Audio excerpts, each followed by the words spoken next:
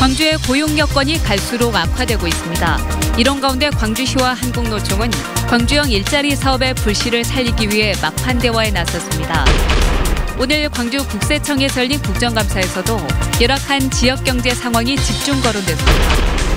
광주법원과 검찰에 대한 국정감사에서는 광주에서 재판을 못 받겠다고 버티고 있는 전두환 씨가 도마에 올랐습니다. 여러분 안녕하십니까? 광주 MBC 뉴스데스크입니다. 구직자와 구인업체를 연결하는 일자리 박람회장에 인공지능 컴퓨터까지 등장했습니다. 시도는 참신해 보였습니다. 하지만 민간 부분의 일자리 상황이 나쁘다 보니 구직자들의 관심은 공무원 시험 정보에 쏠렸습니다. 정용욱 기자입니다. 구직자가 인공지능에 설치된 컴퓨터와 대화를 합니다. 인공지능이 구직자의 직무 능력과 인성 등을 평가한 뒤 구인업체와 연결시켜주는 겁니다. 면접이 길게 진행되는데 좀 분석적이게 진행되어서 좋은 것 같습니다. 구인, 구직 간의 불일치를 줄이고 취업 성공을 유도하겠다며 광주시가 지자체 최초로 박람회에 인공지능을 도입했습니다. 문제는 박람회장 밖에 얼어붙은 고용 한파를 녹이기엔 역부족이라는 겁니다. 최근 지역의 130여 개 제조업체를 조사했더니 연말까지 채용 계획이 없다고 한 곳이 있다고 한 경우보다 2배가량 많았습니다. 국내 경기 침체와 미중 무역 갈등 등으로 지역의 주력 산업인 자동차나 가전이 어려워지는 등 국내의 경제 여건이 좋지 않기 때문입니다. 근로시간 단축과 최저임금 인상 등 급격한 고용 환경 변화가 기업들의 채용에도 영향을 주고 있는 것으로 풀이되고 있습니다. 일자리 창출에 기여하는 외자 유치도 광주는 전국 최하위권입니다. 지난 10년간 외국인 투자금이 광주는 국내 전체의 1%도 안 돼 세종시를 빼고 전국 16개 시도 가운데 최하위를 기록했습니다. 투자하기 좋은 곳이 아니란 해석이 가능한 대목입니다. 민간 부문이 어려운 탓에 올해와 내년에 걸쳐 900명 가까이 뽑는 광주시 공무원 시험으로 구직자들은 눈을 돌리고 있습니다. 일반 대기업이나 다른 기업들은 몇 명을 언제 뽑을지도 모르고 항상 바뀌고, 그리고 또 빨리 나와야 된다, 옷 벗고 나와야 된다는 그런 편견이 있으니까 그래도 공무원 쪽을 선택한 것 같아요. 민선 7기 4년 동안 전체 10만 개 일자리 가운데 80%를 민간 부분에서 창출하겠다고 밝힌 광주시의 의도와는 달리 제반 여건은 반대로 가고 있습니다. MBC 뉴스 정용욱입니다. 이처럼 심각한 고용 상황을 타개하는 방안으로 광주형 일자리 모델이 주목받아 왔습니다. 하지만 노동계가 불참을 선언하면서 좌초될 위기를 맞았는데 오늘 새로운 돌파구가 열렸습니다. 대통령 직속기구가 참여하는 3자 원탁회의에서 대화를 이어나가기로 했습니다. 김인정 기자가 보도합니다. 광주시와 노동계가 다시 마주 앉았습니다. 한국노총 광주본부가 현대차 완성차 공장 합작 법인 설립에 불참을 선언한 지 한 달 만입니다. 대통령 직속 사회적 대화기구인 경제사회노동위원회도 함께했습니다. 오해가 있던 것을 풀고 우리가 큰 회의를 위해서 같이 힘을 합치자, 이런 취지로 오늘 만나게 된 것입니다. 현대차 유치 좌초론에 다시 협상 테이블로 나온 노동계는 이번이 마지막 기회라고 강조했습니다. 노동계도 마지막이라는 생각으로 지금 참석을 했고, 시도 노동계나 전문가들의 의견을 좀 경청하셔가지고 진심으로 좀 광주형 일자리가 올바르게 풀리는 기회가 됐으면. 이 비공개 회의에서 광주시와 노동계는 이번 회의에 참석한 구성원 그대로 현대차 투자 유치 정상화를 위한 원탁 회의를 구성하는 데 전격 합의했습니다. 광주시와 노동계, 경사노위 3자가 모여 사회적 대화를 복원하고 여기에 자동차 산업 전문가와 노사관계 전문가가 함께하는 구도입니다. 노사민정 대타협이 전제가 되는 광주형 일자리 사업에 초석을 깔았던 기아차 노동조합 출신 박병규 전 광주시 경제부시장이 원탁회의 의장으로 논의를 이끌게 됩니다. 이들은 내일 오후 기자회견을 갖고 원탁회의 구성과 합의를 발표할 예정입니다. 집권 여당인 민주당 지도부 역시 내일 광주를 찾아 광주형 일자리를 논의합니다. 한 발씩 양보한 광주시와 노동계가 사회적 대화를 재개하면서 꺼져가던 현대차 광주 투자의 불씨가 되살아날 수 있을지 주목됩니다. MBC 뉴스 김민정입니다. 광주의 열악한 경제 사정은 국정감사장에서도 화두였습니다. 광주지방국세청에 대한 국정감사에서는 지역경제 활성화를 위한 노력과 지원이 부족하다는 질타가 이어졌습니다. 보도에 이계상 기자입니다. 경기 불황 속에 해마다 늘고 있는 광주 전남 지역 자영업자. 전체 사업자의 40%가 자영업에 종사하고 있는데도 매출액 비중은 10%에 불과한 것으로 지적됐습니다. 전국에서 보면은 가장 영세하고 또 그 영세한 업자들끼리 경쟁하다 보니까 영업이익이 너무 적어서 먹고 살고 이렇게 어렵다. 경쟁에서 살아남지 못한 자영업자들은 문을 닫을 수밖에 없다 보니 폐업률이 전국에서 가장 높게 나타났습니다. 2014년 한 해 2등한 것을 빼놓고는 계속 폐업률 전국 1위라는 그런 불명예를 쌓고 있는 곳이 광주 지역입니다. 자연재해에다 조선업 불황 등으로 사업자들이 어려움을 겪을 때가 많지만 광주국세청의 세정지원 실적은 전국 최하위라는 질타가 이어졌습니다. 광주지방국세청이 이런 어려운 사람들 중소기업을 지원하는 세정지원은 어쨌든 이 자료에 보니까 꼴찌로 나와 있더라고요. 그래서 좀 아쉬움이 있는데. 광주국세청장은 지역 경제 활성화를 위해서 보다 적극적인 세정을 펼치겠다고 약속했습니다.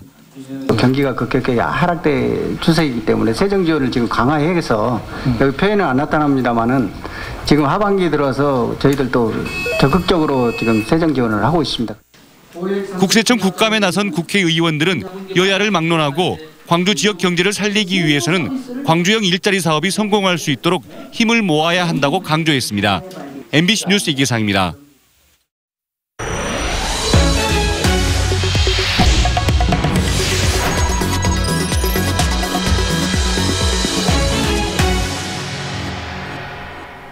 광주 법원과 검찰에 대한 국정감사에서는 사법농단 사태와 관련해서 국회의원들의 질타가 쏟아졌습니다. 광주에서 재판을 못 받겠다. 버티고 있는 전두환 씨도 도마에 올랐습니다. 김철원 기자입니다.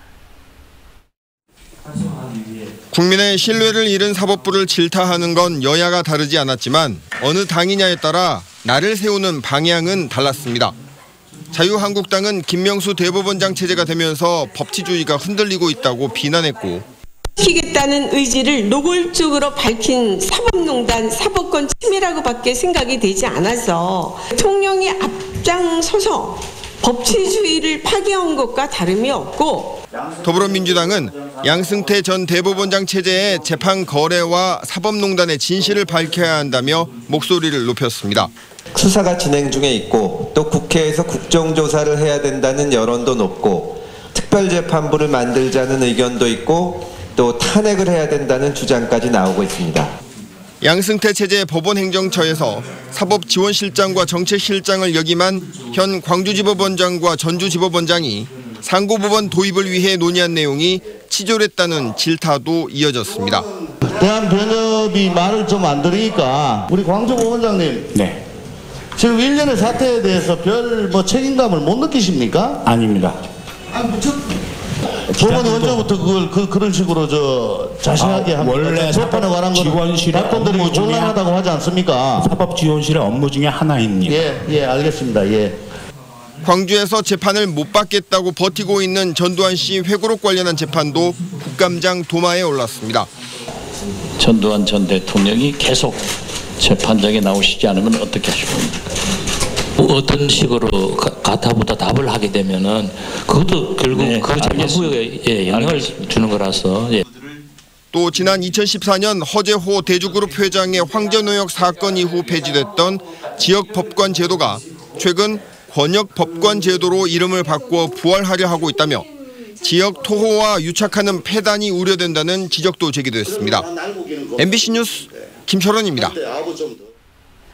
이용석 광주시장과 김영록 전남지사의 선거법 위반 사건과 관련해 자유한국당 의원들이 봐주기 수사를 했다며 검찰을 비난했습니다. 자유한국당 장재원 의원은 김영록 전남지사가 당내 경선 때 지지를 당부하는 음성 메시지를 전파한 사실이 있는데도 검찰이 무혐의 처분했다며 여당 무죄, 야당 유죄 아니냐고 비판했습니다. 같은 당 이은재 의원도 문자를 발송해 고발된 이용석 광주시장을 검찰이 무혐의 처분한 것을 두고 시중에 봐주기 수사 여론이 들끓고 있다고 주장했습니다. 광주를 출발해 경기도 성남으로 가던 고속버스가 오늘 저녁 충남 논산 부근에서 추락해서 1명이 숨지고 13명이 다쳤습니다.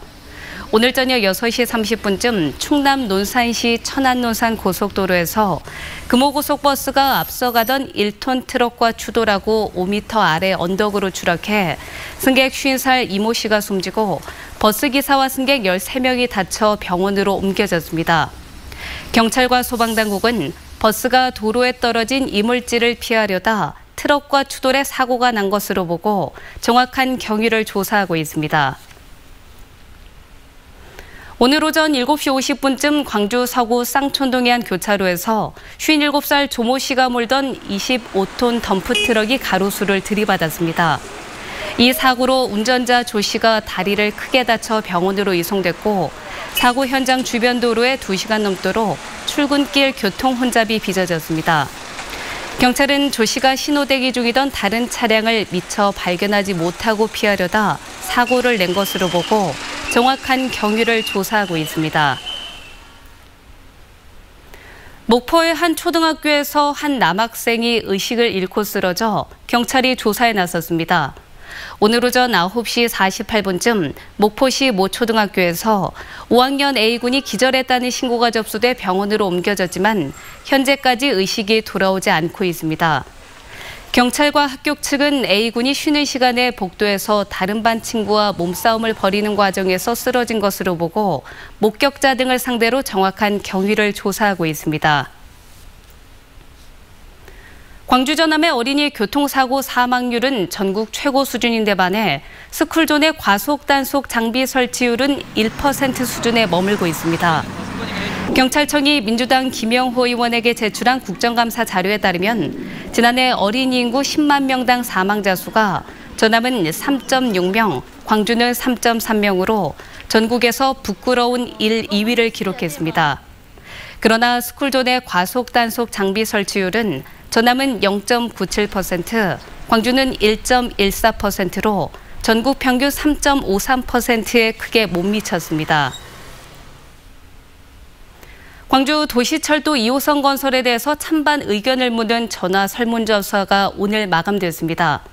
광주시 도시철도 2호선 공론화위원회는 현재 설문조사가 원활히 진행돼 표본 예상 규모인 2,500명을 넘겼다며 찬반과 성별, 지역 등의 비율에 따라 표본 집단을 구성하겠다고 밝혔습니다.